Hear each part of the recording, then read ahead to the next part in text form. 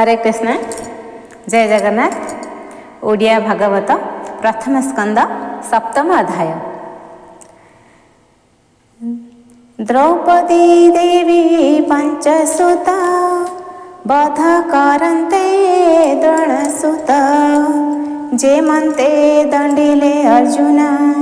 सप्तम अध्याये वर्णन। व्यास को छाड़ी गंगा कूले नारद गले जेतेबेले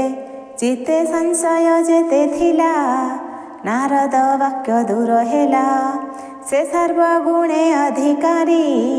नारद वाक्य चिते धरी पुणी की कले पुण्य देहा कह आंभ को जेबे दया एमते मुनिक प्रसन्ने कृष्ण महिमा शुणी करने सुत कहन्ते तो सचिते मुनि जनकर अग्रते। सुत उवाच से ब्रह्म नदीर पश्चिमे आश्रम सौम्य प्रसनामे तहि शेष मुनि जन एणु अनेक यज्ञ स्थान मध्यवदरी नामे वन व्यासंक नियत आश्रम से बने सरस्वती जले स्नाहन सारे प्रातः काले विष्णु भक्ति चिंती मने मुनि बसिले जग ध्याने निर्मल मने ध्यान करी तक्षणे प्रभु नर हरि माया सहित हेले दृश्य जे हरि पुराण पुरुष जे माया त्रिगुण जड़ित जीव जहिरे होई ग्रस्त असत्य सत्य प्राय मणे आत्मार गति न प्रमाणे तेणु से जन्म दिया नर्थ जीव को हुई प्राप्त ताहा को उद्धारिवार्थे कृष्ण भक्ति जग पथे रचिले भागवत वाणी ए जीव तरे जहा शुणी भक्ति लभे कृष्ण पादे न पड़े शोक मोहे द्वंदे संहिता करी हरि वाणी सुख मुनि को बासे आणी स्वभावे तांक निज सुत हर से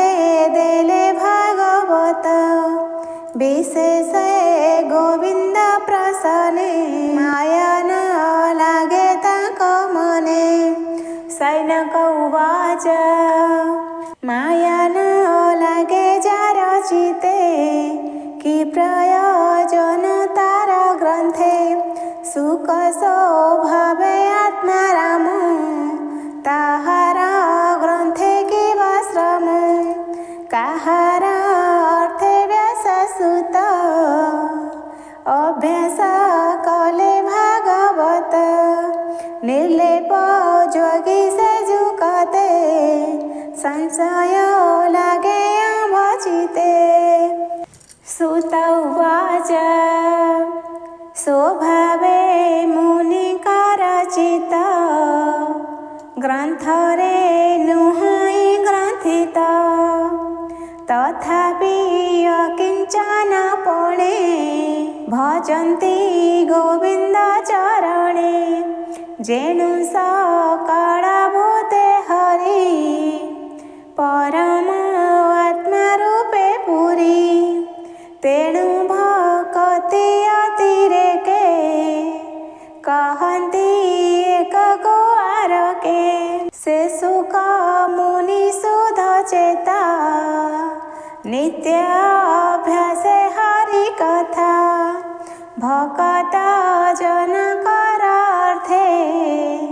ताहारा श्रम भागवते एबे शुण विप्रजने हरिचरित सावधाने भकत परीक्षित कथा पांडुनंदन व्यवस्था कुरु पांडव युद्धान्ते वीरक मिले वीर पथे भीमसेनर गदाबाजी दुर्योधनर उरु भाजी पलाई गला प्राण डरे लुचिला व्यास सरोवरे एमंते होइला रजनी जले भाड़ई भय घेनी कांदई जीवन बिकले द्रोणनंदन देखी कूले बोलई राजा मुख चाही मोते जे न बरिलु तुही जुथे सकाळ वीर मारी ए भूमि पांडवा करी तोते बसंती राजा कूले अखंडा बनी मंडले शुणी बोलई नृपवर एबे हो पांडवा कर एबे बरिली सेनापति फेड़ा तू मोहर दुर्गति एमंता कही अंध बड़ा ताहार हस्ते जल देला द्रोण कुमार बेगे उठी धनु धइला दृढ़ मुष्टि मंत्रिण नाराज बेसिला पांडव शिविरे पड़िला द्रौपदी पंच जे कुमरे सोईण थिले अंतपुरे पड़ी काटिला तांक शिर शबद कला महाघोर शुणी कंपिले दिगपाले पूरिला भूमि अंतराळे अति निंदित कर्म कला दैव बसे द्रोण बड़ा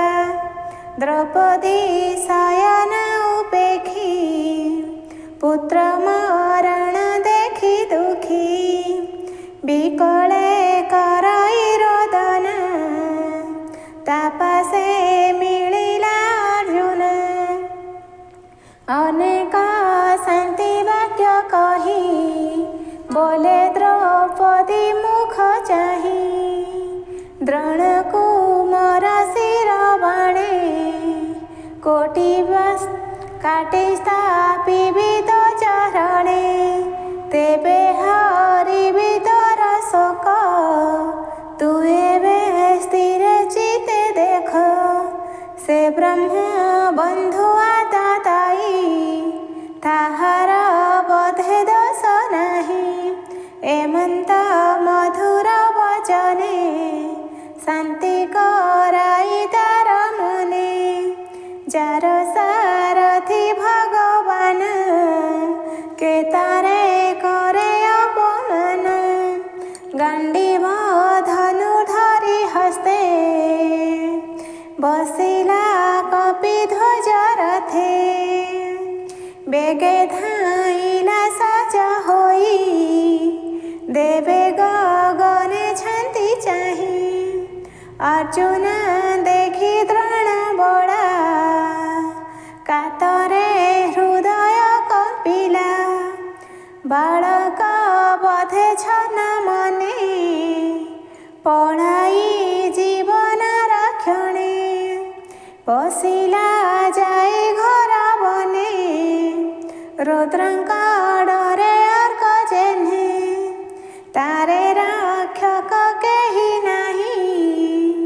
श्रमेण अश्वन चढ़ई प्राण रक्षणे द्रोण सुत मने सुमरी ब्रह्मास्त्र तक्षणे जले स्नान करी ब्रह्मशिरा को हस्ते धरी संहार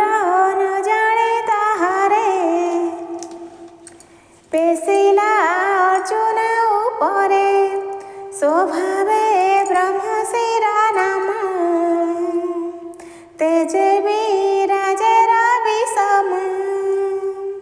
तार प्रचंड तेज चाही कंपई अर्जुनर देही ब्रह्मास्त्र को भय कला गोविंद मुख को चाहिला पड़िया भय पाद तले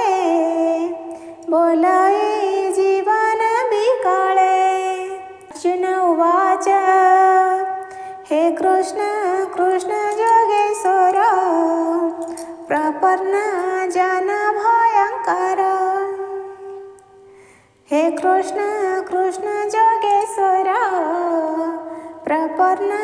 जन भयहर संसार अनल दहने डरे स्मरन्ति तोते जने ताहांको देउ मोक्ष गति अभय ब्रह्मे से बसन्ति आदि पुरुष भगवान प्रकृति परेत विश्राम स्वरूपे माया को संहारो परमा माया को संहारो परमा आनंदे विहारो एणु तो हर गति मुहि मायार बड़े न जाणई ए जीव लोके तर माया टूटई जारे करो दया ए जे तो हर अवतार खंडिव निरभार तोर शरण जे पसई संसार ताको न लगई एकिया साई कहूँ तेजे एको आसाई कहूँ तेजे अच्छा दी तिनि पुरुष जे स्वभावे प्रचंड दारुण देखी कंपाई मोर प्राण कह कि करिबि गोसाई तो बिनु अनगति नहीं। अर्जुन वाक्य शुणी हसी कहन्ति प्रभु ब्रह्म राशि। श्री भगवान उवाच जीवन डरे द्रोण बला अति मानुष कर्म कला मंत्र न जाणई संहारे बेगे पेशिला प्राण डरे एहा निबारे शास्त्र नाही केही न जाने देह बही तू त सकल शास्त्र जाणु चंचल चिते न प्रमाणु ए ब्रह्म शास्त्र तेज घोर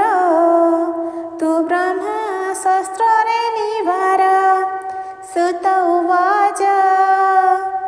शुणी गोविंद मुखवाणी अर्जुन मने मने गुणी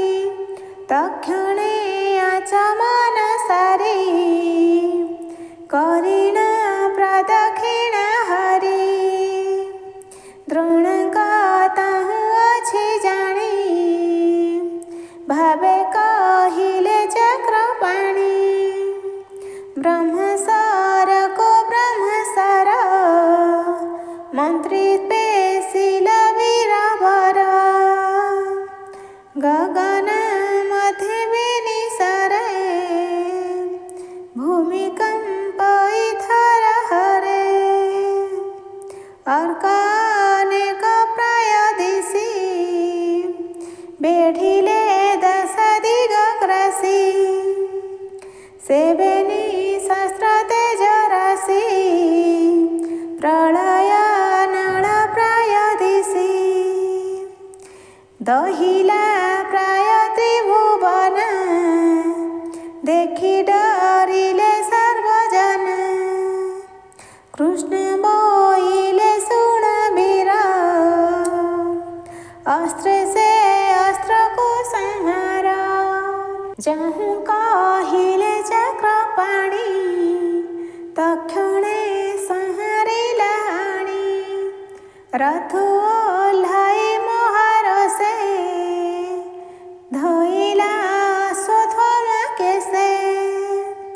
प्रचंड रोषे शिर छुणी आकर्षी पातिला धरणी करचरण तनु छंदे बेगे बंधिला मल बंधे वरुण पाश कुसुमरी पशुक प्राय बंदी करी अर्जुन मने दया बही राजा सदने नेवा पाई रथर दंडे बांधे आनी देखी बोलती चक्रपाणी ए ब्रह्म बंधु वश्य द्रोही एहाको दंडे न थोई मने तू अन्य न विचार बेगे हर प्राण हर निर्दोष बालक शयने थिले जे निद्रित लोचने एन सकल तांक प्राण एबे कहिबा पार्थ शुण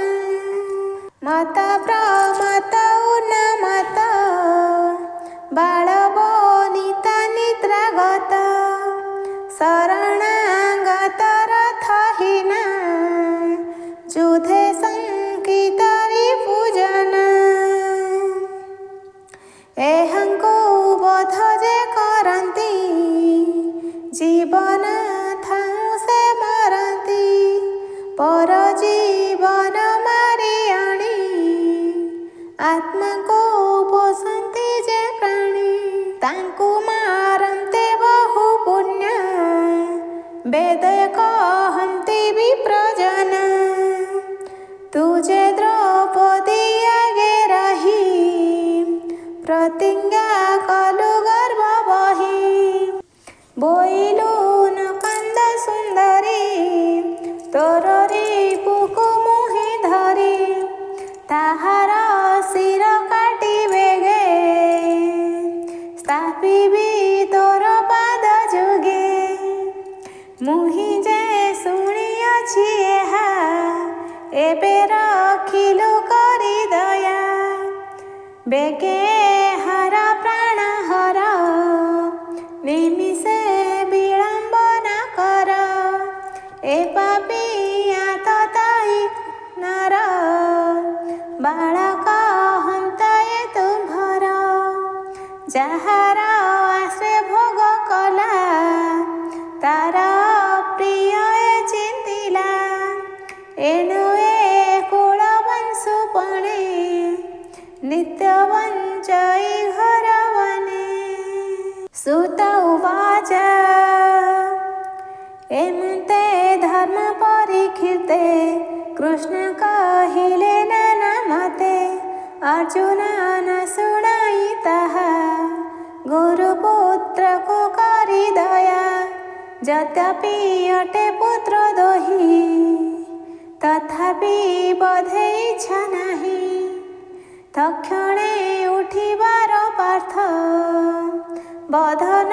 करी गुरु सुत द्रौपदी आगे नहीं देला तोरे पु संभाळ बोइला निंदित कर्महीन होई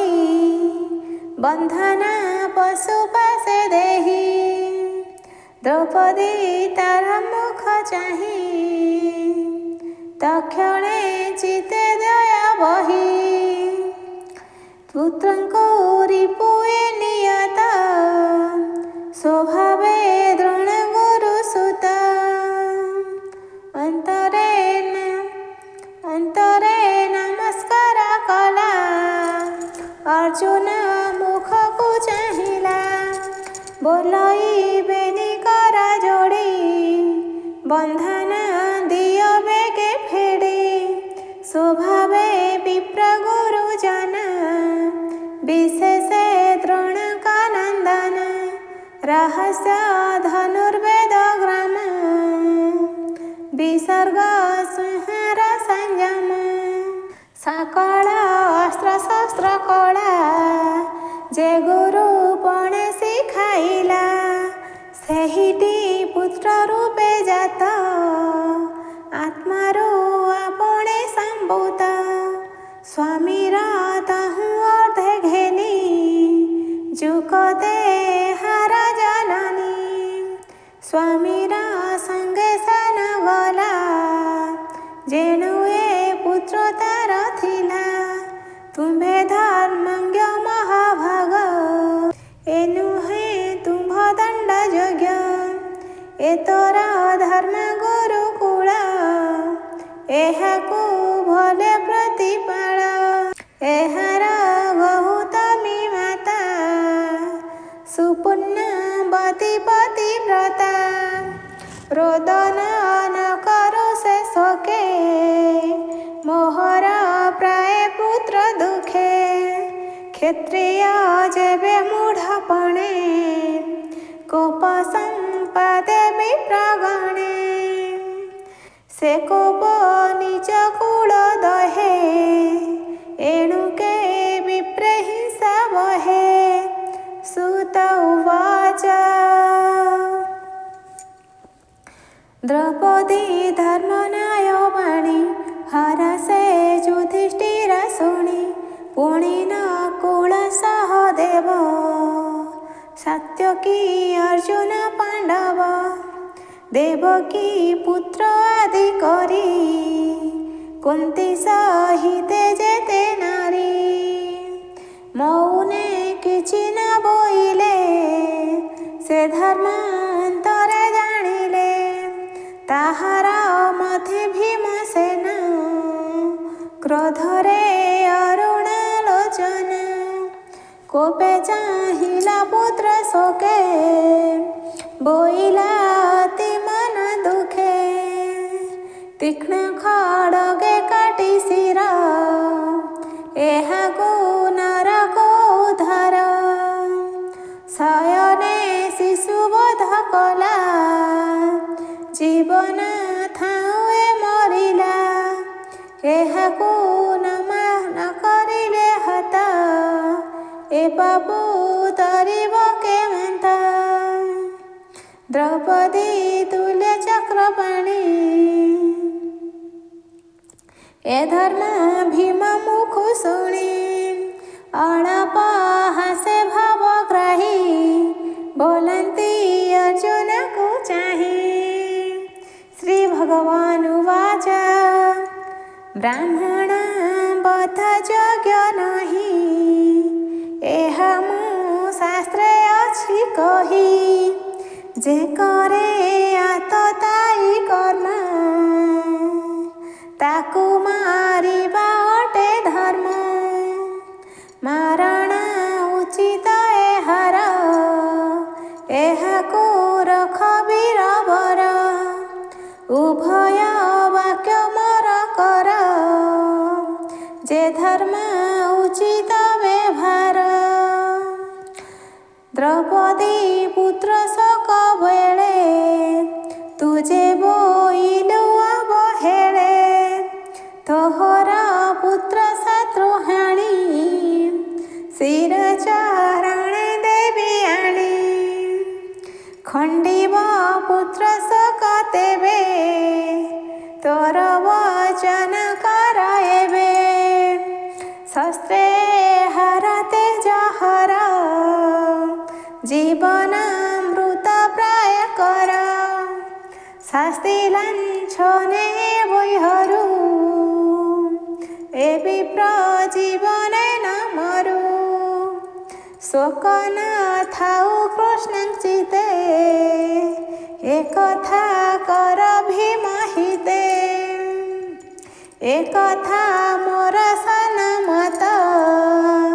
शुणी अर्जुन कृत्य कृत्य तक्षणे उठी कोप भरे तीक्ष्ण खड्ग धरि करे केश धइला बाम हस्ते मणि जे थिला तार माथे खड्ग धरि दृढ़ मुष्टि मणि सहिते शिखा काटी आनी थोइला बाहुबले द्रौपदी बंधना तक्षणे फेइला द्रौपदी ता मुख चाहिला बालक हत्या तो सहिना मलिना दिशे ता बदन मणिहरण तेज गला नगरु बेगे पड़ाइला केशव पन धन हरि ताहाकु राज्य दूर करी ब्राह्मण दंडिये ही मते मरण लभई जीवन्ते द्रोणको मोर शास्ति देई ज्ञाति बांधवे रुंड होई सर्वे आतुर पुत्र सके बालक घिनिए के दहन कले दुख मने एबे हो सुन मुनि जने सुजने हिते भागवत भियाई रसमय गीत प्रथम स्कंदे हरिवाणी शुणी संसार तार प्राणी अमृत श्रीकृष्ण चरित कहई विप्र जगन्नाथ इति श्रीमद्भागवते महापुराणे परमहंस्यां संहितायां प्रथमस्कन्ध द्रौपदी पुत्रवधे अश्वत्थामा मणिहरणं नाम सप्तमोऽध्यायः।